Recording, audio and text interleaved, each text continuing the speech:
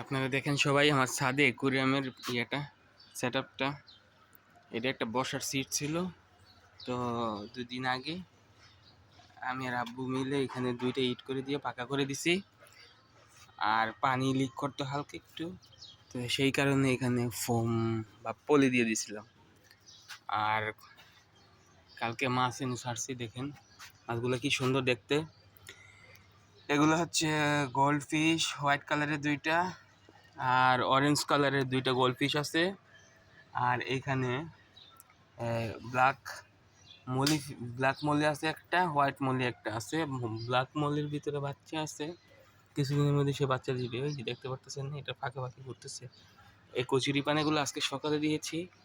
এই কচুরি পানা দিলে কি হয়, এগুলোর ভিতরে মলি মাছের বাচ্চাগুলো লুকাতে পারবে। আর কচুরি পানার সাথে কিছু শামুক আসছিল, ছোট ছোট স্নেল। এই স্নেলগুলো এখানে ছেড়ে দিয়েছি। ওই যে দেখতে পারতেছেন ছোট ছোট শামুকগুলো কালো কালো। আরও আছে, আরও কিছু শামুক আছে।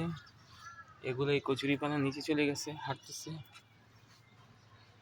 তো এই যে দেখেন আরও মাছ ছাড়বো, আস্তে আস্তে কিছু মাছ ছাড়বো। এই সাইডে একটু রৌদ্র পায়। এই যে দেখুন অ্যাকুরিয়ামের সেট আপটা কীরকম হলো।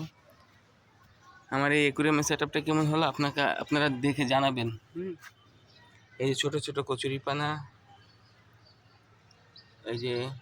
এই যে দেখেন মাছগুলো কি সুন্দর করে ভিতরে ইয়ে করতেছে। হোয়াইট মলিটা, এই যে একটা অরেঞ্জ বের হয়েছে ভিতর থেকে।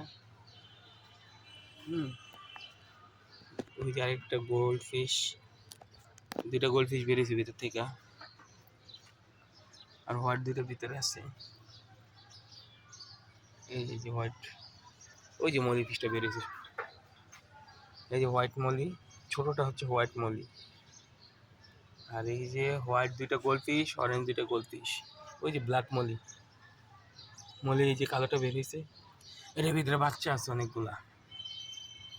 2 থেকে 3 দিনের মধ্যে বাচ্চাগুলো ছেড়ে দেবে। সেখানে এই কচুরি পানাগুলো দেওয়া মূলত।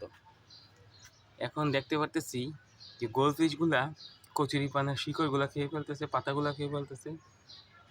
এগুলা সম্ভবত কার্প জাতীয় মাছ, তো সেই কারণে এগুলা এই পাতাগুলা খেয়ে ফেলে।